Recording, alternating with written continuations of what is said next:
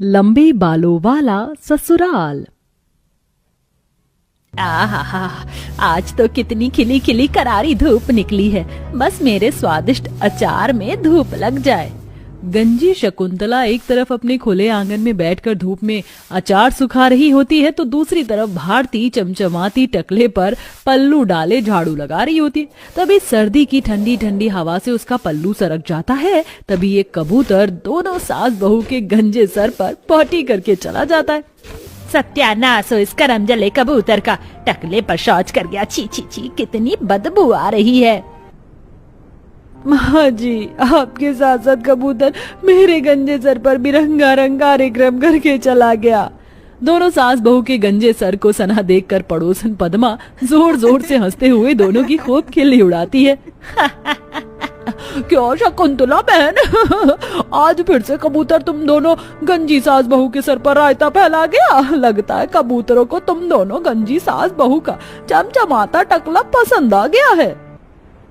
जहां पड़ोसने गंजी सास बहू से चुटकी ले रही थीं, तो वहीं दूसरी तरफ मोहल्ले की कुछ शैतान बच्चे टकली रूही को चिढ़ा रहे थे। गंजी पटेल तेरी खोपड़ी में तेल, गंजी पटेल तेरी खोपड़ी में तेल। मुझे गंजी गंजी मत बोलो वरना मैं तुम लोगों का सर फोड़ दूंगी। देख देख विराट, ये गंजी रूही कैसे चिढ़ रही है। मुझे तो बड़ा मजा आ रहा है। गंजी गंजी गंजी गंजी रूही गंजी है, रूही गंजी है। गंजी पटेल तेरी खोपड़ी में तेल, गंजी पटेल तेरी खोपड़ी में तेल। गंजा गंजा कहकर चिढ़ाने पर रूही रोते रोते घर लौट आती है। रूही, क्या हुआ मेरी बेटी, किसी ने मारा तुझे? क्यों रो रही है? माँ, सारे के सारे बच्चे मुझे गंजा गंजा बोल के चिढ़ा रहे। स्कूल में भी सब मेरा मजाक उड़ाते। मेरे बाल कब आएंगे माँ? मेरी वजह से आज पूरा का पूरा मोहल्ला, अड़ोसी पड़ोसी सब मेरे गंजे ससुराल वालों का मजाक उड़ा रहे। इन हालातों की जिम्मेदार मैं हूँ। आखिर क्यों अपने गंजे ससुराल वालों के मजाक उड़ने के लिए अंजलि खुद को जिम्मेदार मान रही है? और आखिर पूरा ससुराल गंजा कैसे हुआ? तो चलिए प्यारे दर्शकों, कहानी के पिछले भाग से पेश करते हैं। ये देखिए शकुंतला जी, इसकी जोड़ी गगन बेटे के साथ एक नंबर की लगेगी। देखिए एकदम दूध जितनी कोरी चिट्टी है। और नैन नक्श भी कितने सुंदर हैं। नहीं नहीं पंडित जी, ये लड़की भी कुछ खास नहीं जची। जरा इसके बाल देखिए कितनी परकटी है। और सासू माँ, जरा इस वाली लड़की के बाल तो देखिए, ऐसा लगता है जैसे चूहों ने ही कुतर डाले। वैसे भाभी, इस तस्वीर वाली लड़की को देखकर मुझे एक शायरी याद आ गई। अरे तो फिर सुना दो मेरी प्यारी रेशमा, हंसनुमा माहौल बन जाएगा। अर्ज किया है, ये जुल्फे हैं तुम्हारी या रेशम का जाल है।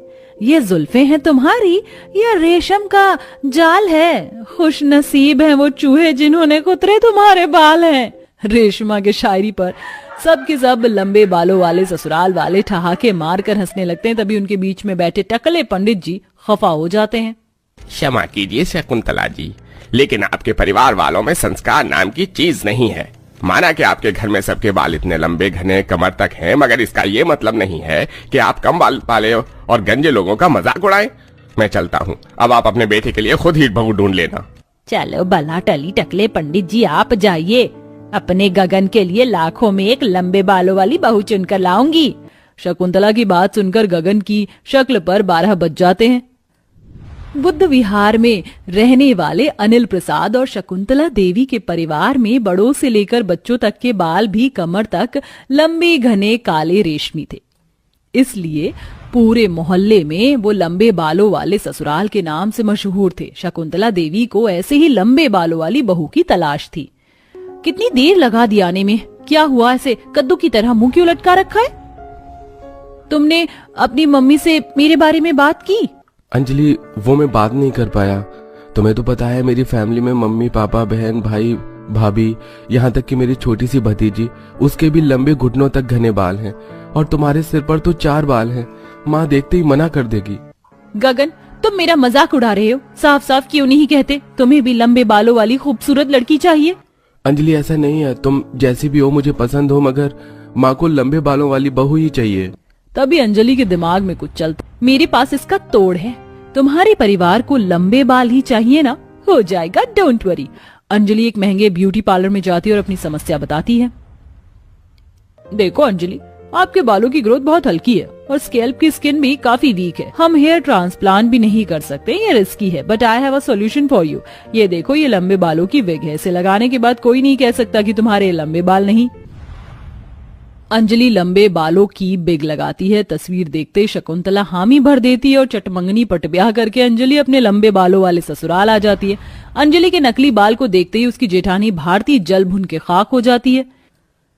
ये बाल हैं या रेशम का जाल, वारी जावा देवरानी जी, तुमने तो हमारे लंबे बाल वाले ससुराल की और भी ज्यादा शान ही बढ़ा दी। जी धन्यवाद। अब ऐसे अंजलि भाभी, आप अपने बालों को हेल्दी रखने के लिए क्या यूज करती हैं? कुछ घरेलू देसी नुस्खे या फिर कोई खास तेल शैम्पू? ननद रेशमा के ये पूछने पर अंजलि अटकते हुए बोलती है, वो अंजलि गुड़हल, शिकाकाई, रीठा से बना जड़ी बूटी वाला शैम्पू लगाती है। देवर जी, आपको कैसे पता देवरानी जी कौन सा शैम्पू तेल लगाती हैं? वो भाभी अंजलि ने ही मुझे बताया था। दाल में कुछ तो काला है, मुझे इस देवरानी पर नजर बनाए रखनी होगी। पहले ही दिन से भारती अंजलि के बालों पर नजर रखती है, मगर अंजलि चौकन्ना रहती थी। उफ, बाल में कितनी खारिश हो रही है, शैम्पू कर लेती हूँ।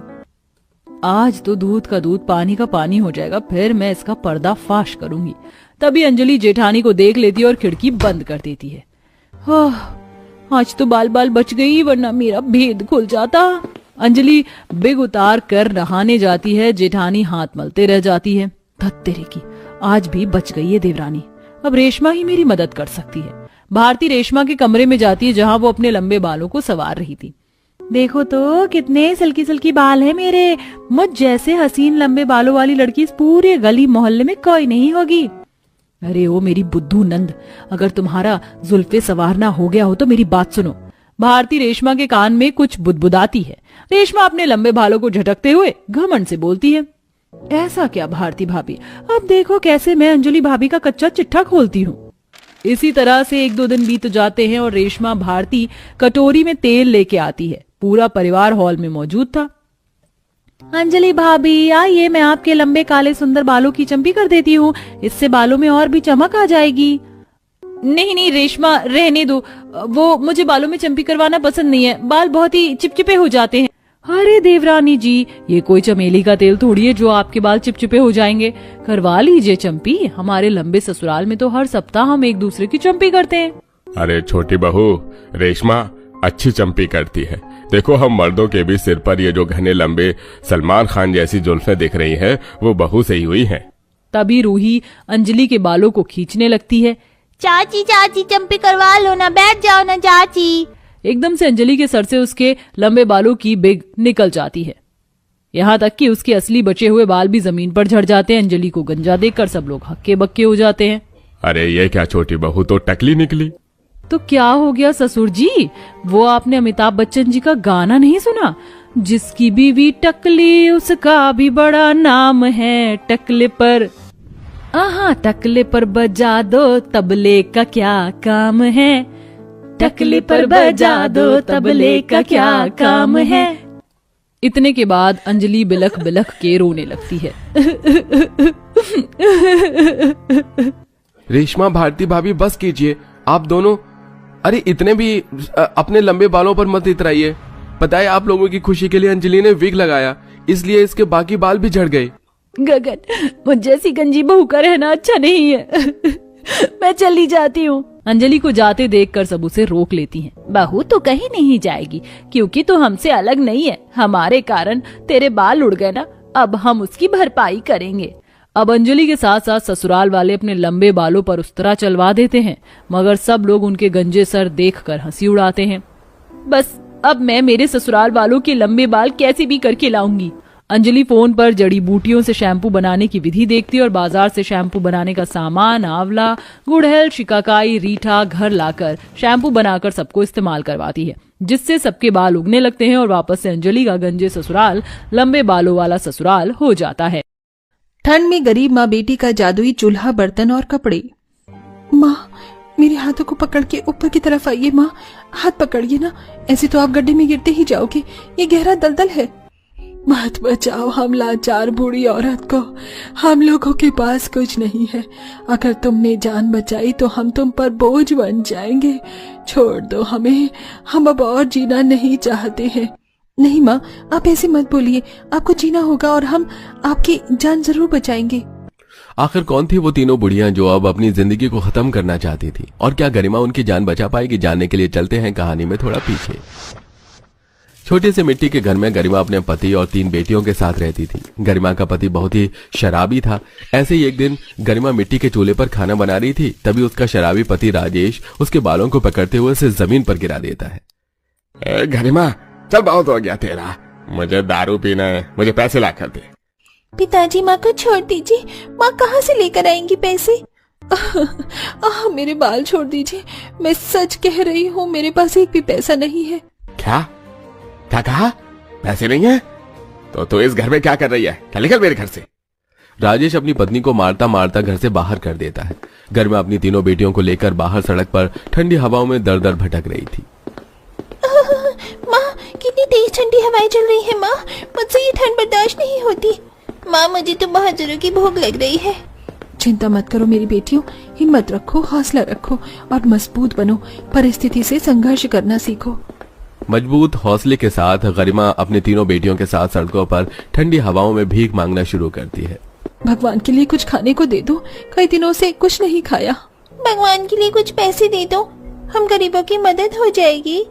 गरिमा की तीनों बेटियां अपनी मां के साथ इस कड़ाके की ठंड में भीख मांग रही थी, जहां पर कुछ लोग उन्हें नजरअंदाज करके चले जाते हैं और कुछ उनकी मदद भी करते हैं।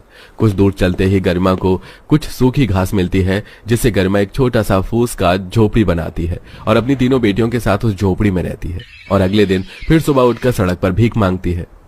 कुछ खाने को दे दीजिए, बहुत तेज भूख लगी है। अरे दूर हटो, अमीर लोग देखे नहीं कि भीख मांगना शुरू कर देते हैं।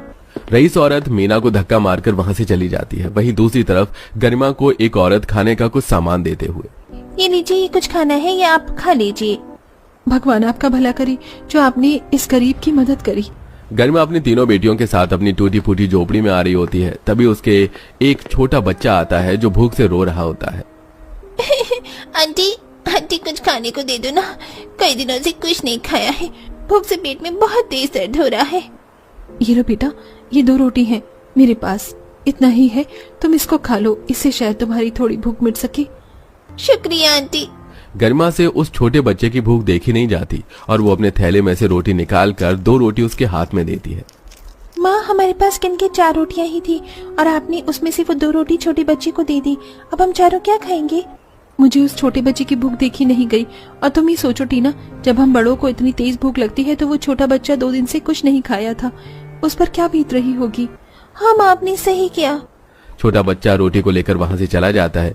वहीं गरिमा भी अब अपनी टूटी फूटी फूस की झोपड़ी के अंदर आती है। हे माता रानी, अपनी बच्चियों पर रहम करो। कहाँ हो तुम? क्या तुम्हें मेरे दुखों का पहाड़ नहीं दिखता? मेरी तीनों बेटियां ठंड से कांप रही हैं और मैं उनके लिए कुछ नहीं कर सकती। हम गरीब पर रहम करो माँ, कहाँ हो तुम? अब गरिमा अपनी दोनों बेटियों के साथ उन 2 रोटी को ही आधा आधा करके खाती है और खाने के बाद जमीन पर ही लेट जाती है। और गरिमा की तीनों बेटियां ठंड से कांप रही होती हैं। इस ठंड में भगवान से मदद की गुहार मांगते मांगते गरिमा उस जमीन पर ही सो जाती है। ऐसी गरिमा जब अगले दिन भीख मांगकर अपनी झोपड़ी की तरफ लौट रही होती है कि तभी उसके आसपास 3 से 4 कुत्ते भूख से रो रहे होते हैं और तेज तेज भौंक रहे होते हैं। तभी गरिमा अपने झोले में से रोटियों को निकालती है और उन कुत्तों को खिला देती है। माँ, आप ये क्या कर रही हो? मुश्किल से 4 से 5 रोटी ही तो मिली थी और आपने वो कुत्तों को खिला दी। कोई बात नहीं मीना, ये जानवर हमारी तरह बोलकर किसी से खाना नहीं मांग सकते। और देखो कैसी भूख से रो रहे थे। हाँ, आप सही कह रही हो माँ, इन बेजुबान जानवरों को खाना देना भी जरूरी है। कुछ देर चलने के बाद गरिमा को थोड़ी गीली मिट्टी मिलती है, जिससे वो टूटा फूटा चूल्हा बनाती है और अपने झोले में से पैसे निकाल कर कहती है, ये लो मीना, ये 100 रुपए लो और जाकर दुकान से कुछ खाने का सामान ले आओ। पूरे दिन भीख मांगने पर जो 100 रुपए मिले थे, गरिमा उन पैसों से खाने का सामान मंगाती है और दाल चावल बनाकर अपनी तीनों बेटियों के साथ खाती है। अगले दिन गरिमा अपने तीनों बेटियों के साथ सड़क पर ठंड में भीख मांग रही होती है और चलते चलते एक सुनसान सड़क में आ जाती है, जहां उसकी नजर 3 बुढ़ियाओं पर जाती है। माँ, मेरे हाथों को पकड़ के ऊपर की तरफ आइए। माँ, हाथ पकड़िए ना, ऐसे तो आप गड्ढे में गिरते ही जाएंगे, अंदर दलदल है। मत बचाओ हम लाचार बूढ़ी औरतों को, हम लोगों के पास कुछ नहीं है। अगर तुमने हमें बचा भी लिया तो हम तुम पर बोझ बन जाएंगे। छोड़ दो हमें, हम अब और जीना नहीं चाहते। गरिमा उन तीनों बूढ़ी औरत को खींचकर अपनी बेटी की मदद से बाहर निकालती है और उसे अपनी टूटी फूटी झोपड़ी में लेकर आती है, जहां वो तीनों बुढ़िया देखती हैं कि मिट्टी का चूल्हा टूटा हुआ है, बच्चों के शरीर पर कपड़े नहीं हैं और खाने के बर्तन भी टूटे फूटे हैं। तभी गरिमा एक फटी पुरानी साड़ी उनको देते हुए कहती है, ये लीजिए, आप लोगों के कपड़े गंदे हो गए हैं, आप ये साड़ी पहन लीजिए।